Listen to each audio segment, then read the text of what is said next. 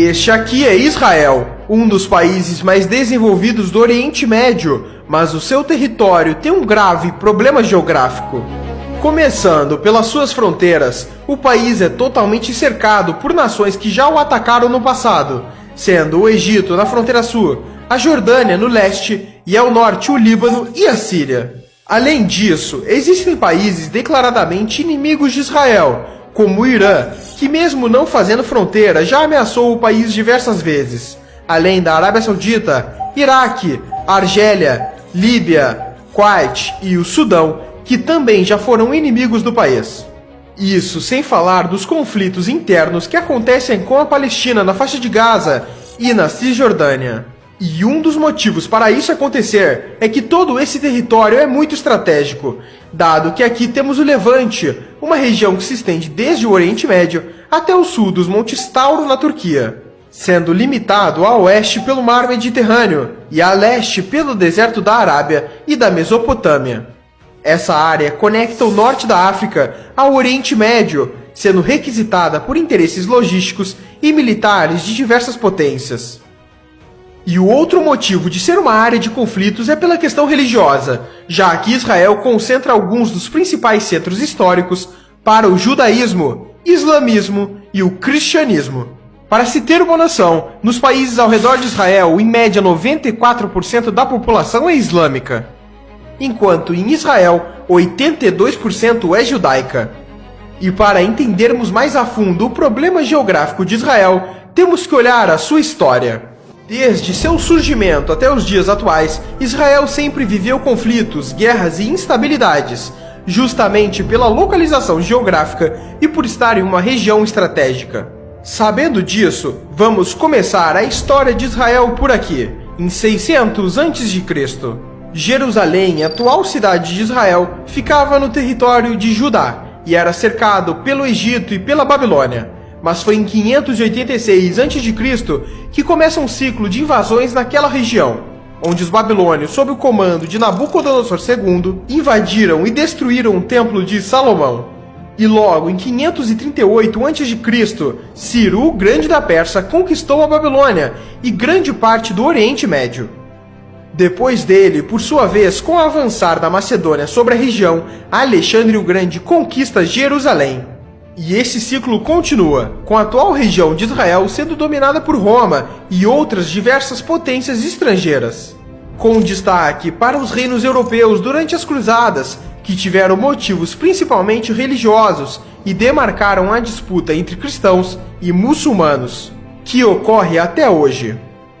Mas foi só em 1948, com a saída dos britânicos, que Israel proclamou sua independência. Mas ao fazer isso, países árabes como o Egito, Jordânia, Síria, Líbano e Iraque não poderiam ver um Estado judeu no Oriente Médio e invadiram o país por todas as suas fronteiras, começando assim a Guerra Árabe-Israelense. E o Estado judeu, mesmo com tantos inimigos, venceu essa guerra, além da Guerra do Sinai em 1956, Guerra dos 6 Dias em 1967, Guerra do Atrito em 1970, além da Guerra do Yom Kippur e tantas outras que ocorreram, com Israel vencendo todas elas. E isso acontece em grande parte pela estratégia israelense de defesa, que por problemas geográficos e por ser um país pequeno e com pouco território, Israel não pode se dar ao luxo de recuar de seus inimigos, já que estaria entregando seu próprio território para os mesmos.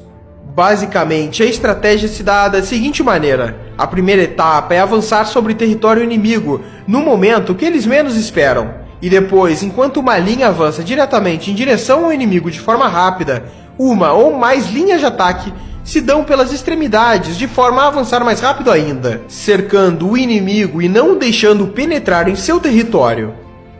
Em exemplos históricos, na Guerra dos 6 Dias, Israel estava cercado por inimigos. Então, durante a madrugada do primeiro dia de guerra, 178 caças israelenses levantaram voo e atacaram bases aéreas no interior do Egito, antes que os caças egípcios atacassem no dia seguinte. O mesmo aconteceu com ataques terrestres, dado que no mesmo dia do ataque aéreo, soldados israelenses avançaram contra posições egípcias que estavam entrincheiradas, com investidas diretas e pela retaguarda.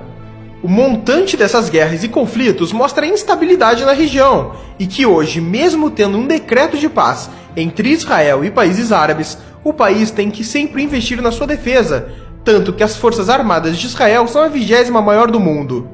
E da sua população de 9 milhões de habitantes, 600 mil são militares. Mas voltando ao território atual de Israel, para entendermos os conflitos internos que persistem até hoje, temos que analisar os pontos fortes e fracos da região.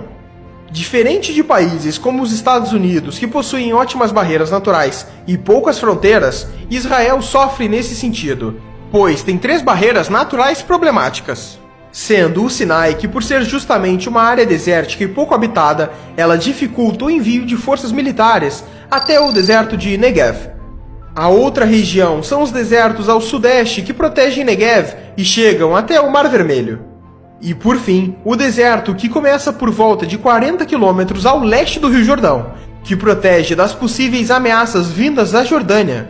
Mas essa região em específico só funciona se Israel mantiver o controle da Cisjordânia, uma região de maioria palestina, o que é um problema para o país. E talvez esse seja o maior problema geográfico de Israel, os conflitos com a Palestina. Basicamente, a Palestina é um território dividido em 2 partes, sem ligação por terra, a Cisjordânia e Gaza. E dentro desses territórios temos regiões sob controle civil palestino e regiões controladas por Israel, conhecidas como assentamentos, que são como bairros protegidos por cercas e pelas forças israelenses. A proteção dessas regiões se dá basicamente porque a construção delas começou durante a Guerra dos 6 Dias contra os árabes, e as forças israelenses se estabeleceram nos territórios, e os conflitos entre israelenses e palestinos se intensificaram ao longo dos anos.